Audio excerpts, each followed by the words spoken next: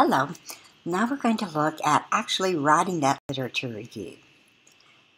Okay, organize it around your identified subtopics.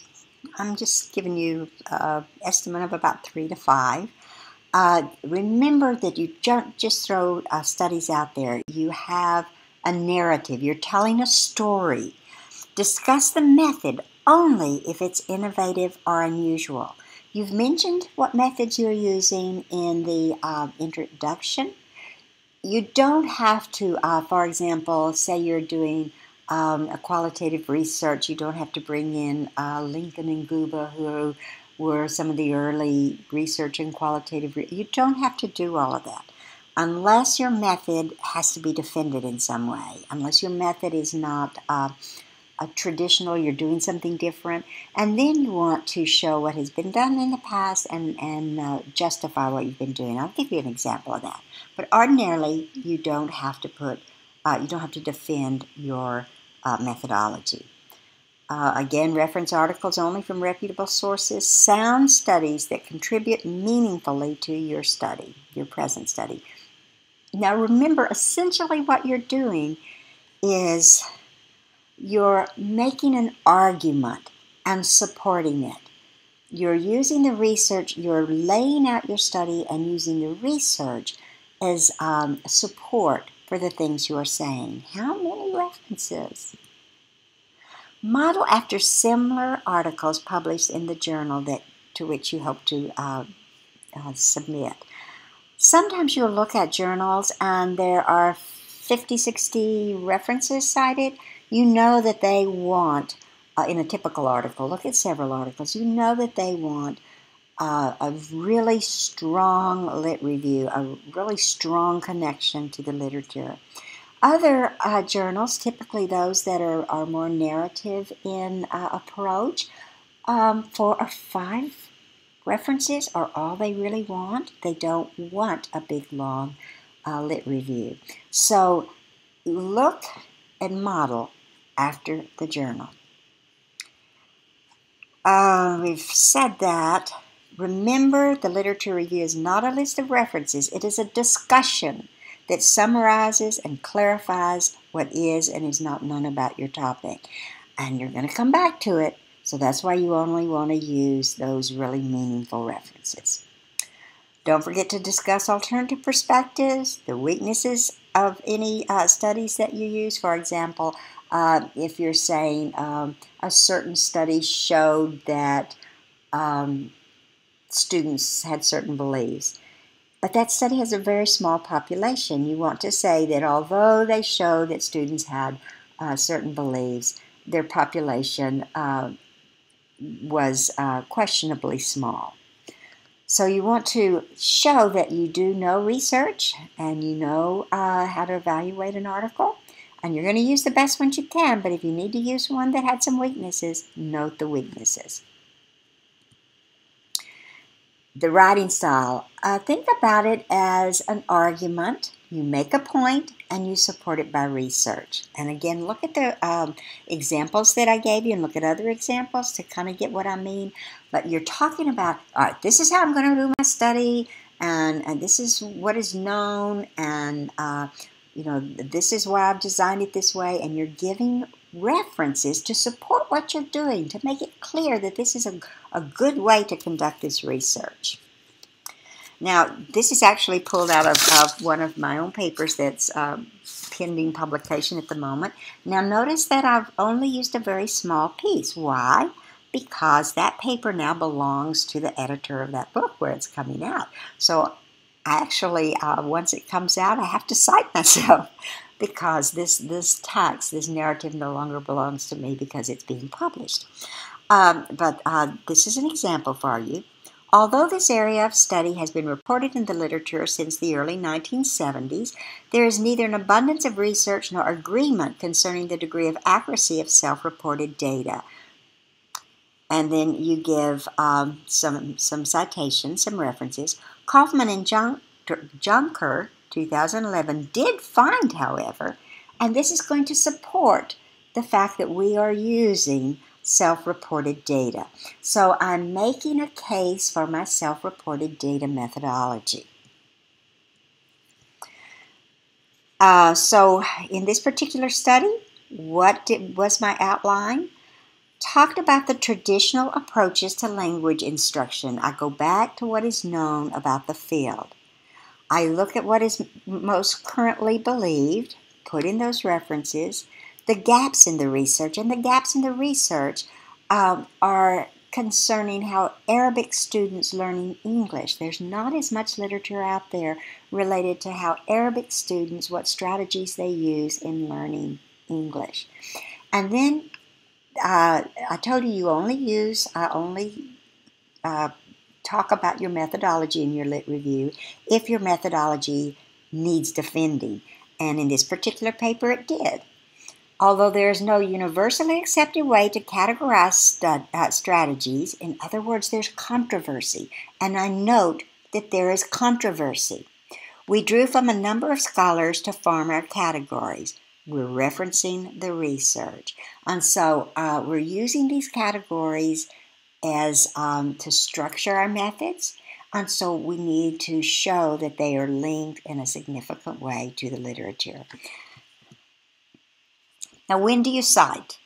Whenever you think, should I cite here? If you can't convince yourself it doesn't need citing, then cite. It never hurts to oversight.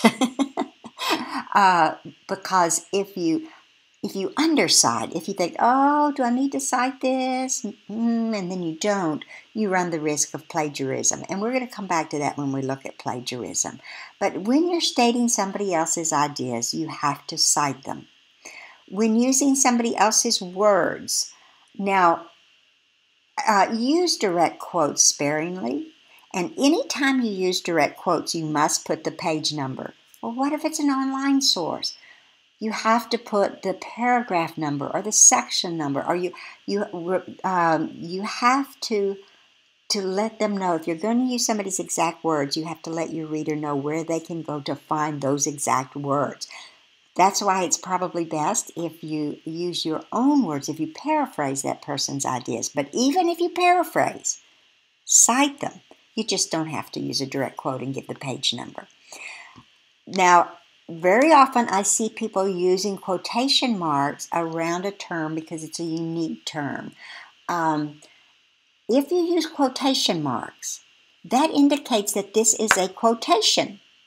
And if it's a quotation, you have to do what? You have to put the page number. So when you think, typically in these journals these days, if you're going to use a set of term apart as being kind of a jargon term, a new term, put it in italics. Don't put it in quotation marks. Quotation marks means a quotation. How do you cite? Check the journals to which you are submitting and follow whatever rules that they say. Now, APA is becoming the universal standard, but many journals still use MLA or some other style. But whatever style you use it consistently and exactly. Now, I have been editing books and papers and helping people with research for years and almost always use APA. I still go back frequently. First of all, because things change. And secondly, I forget. Is it a comma here or a period? Don't guess. Go check it. It's not okay to put a comma where a period goes. It's not okay to put a space where no space goes. Go back to the authority on that citation style and put it in exactly the way they say. This is a reference that I'm going to put in your helpful references. I go back to the Purdue OWL all the time to make sure I'm citing or referencing something exactly the way it's supposed to be done. In your reference list, you put in all references cited, but only those cited. Now, you may have read 60 articles to get prepared for writing this. But if you didn't put a citation in your paper, don't put it in your reference list. And go through and very carefully match the citations in your paper with your reference list to make sure that everything you cite is in the reference list. The things that you didn't cite do not end up in the reference list. Now, do not put any citations that cannot be relocated by the reader. In other words, you may use emails, interviews, conversations, etc., and you're going to cite those, but you're not going to put them in your reference list because your reference list is a list of citations that you can go to, a list of references, a list of articles you can go to and find what you're talking about. Your reader should be able to find every one of those things that are in your reference list. So that's why if you put in emails, interviews, conversations, things, then you want to cite them, but it's okay not to have those in your reference list. In fact, it's improper to have those in your reference list.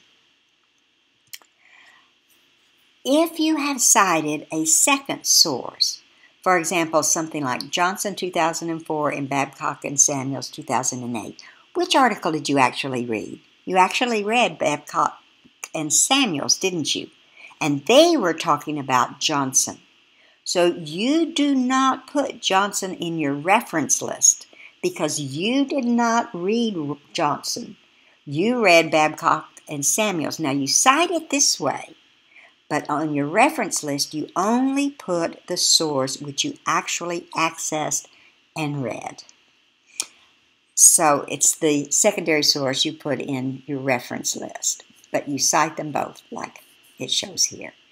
Remember that the purpose of the reference list is so your reader can refer back to the sources you used. If they think it's interesting and they go back and read that article, they better find what you said you found there.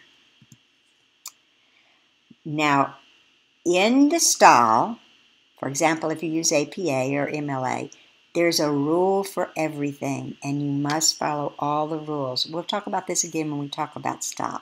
But for example, here is a reference cited appropriately for APA. It's not all right to write James Johnson. In APA, you put the initial, you don't put the name. It's not all right to put the initial before the name. In APA, you put the initial after it.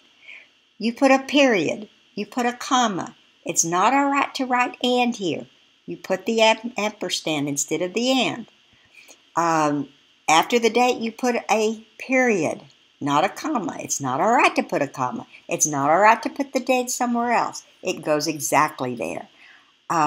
When you put the heading, only the first letter is capital, unless it follows a colon. You have to do it exactly like they say. Notice right here, the number is in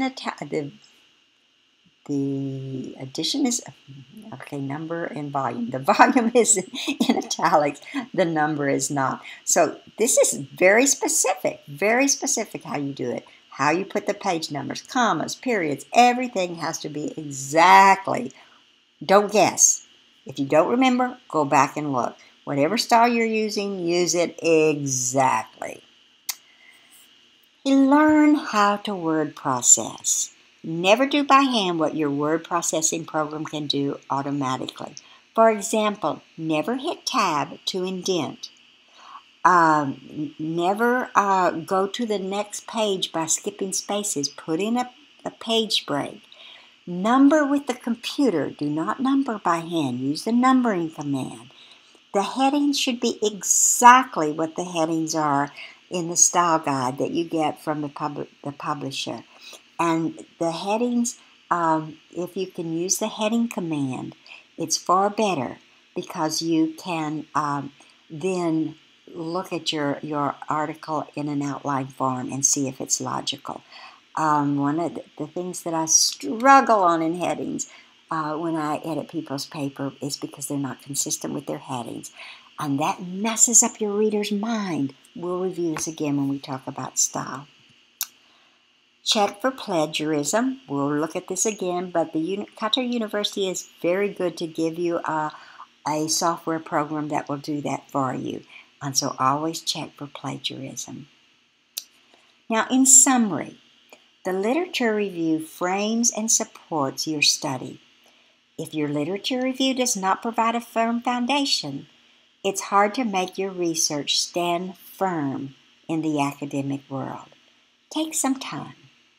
do your literature review well. It doesn't have to be long, but it has to be good. Thank you.